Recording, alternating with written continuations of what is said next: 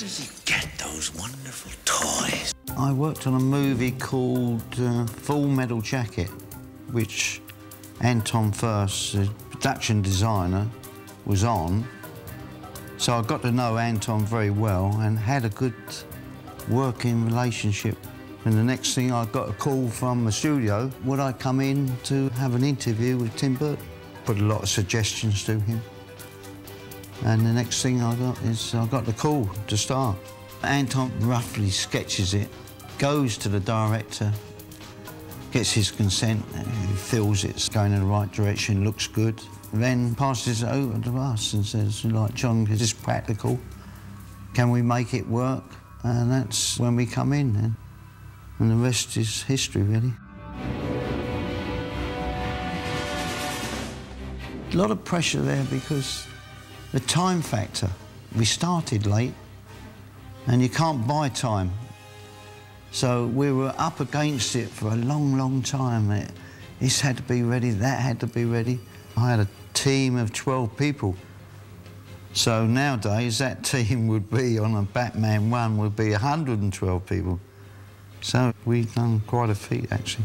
5 or 6 gadgets, didn't we? The steel gauntlet, the batarang, the spear gun. Problem with the gadgets, that they had to be small, lightweight, they had to fit on the belts.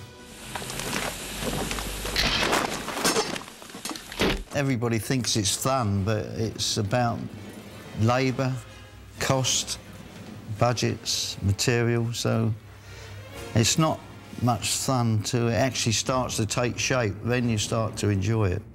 The spear gun was quite a good gadget because you had to lock it in, it had to spin, and we actually fired it many times in the film at people wrapping around their legs or round objects that Batman had to swing off. So that was quite a good gadget in the size of it, and it looked good. The steel gauntlet was interesting.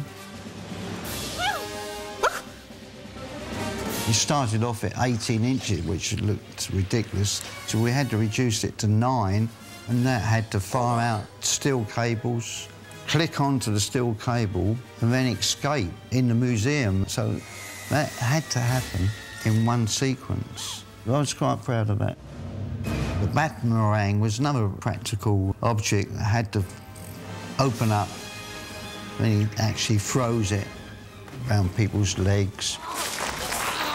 We tried to give the toys, so to speak, enough of a clunkiness and reality that it still brought it in the non-magical kind of realm, you know? That even though it's doing things that it really wouldn't do, you could kind of believe it could maybe do it.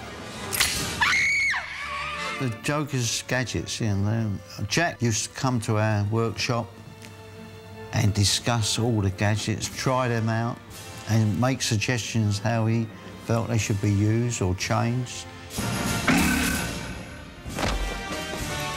They weren't sophisticated or refined, I didn't think. You know, they were more fun gadgets. I mean, we had one telescopic boxing glove. Can somebody tell me what kind of a world we live in? The acid flower he had, the long gun, 1.5 meters long, he takes out of his trousers when the Batwing's attacking him.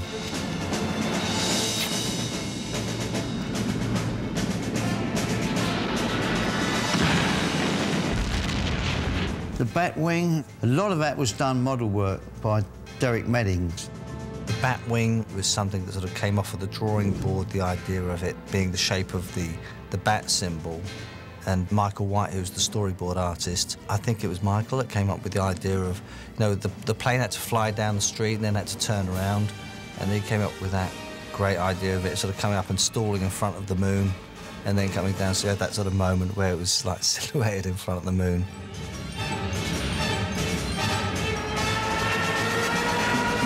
We had to put the Batwing on a gimbal, a large gimbal, to get the movement back and forwards and dipping, and so like you'd flying an aircraft. Then we had rockets in the bat wing, which had to be practical, a laser gun, and machine guns too in either side of the wings. I was proud of working on Batman 1, and I liked Tim Burton very much as a director. I thought he had some very good ideas. Yeah, I think we've done a good job.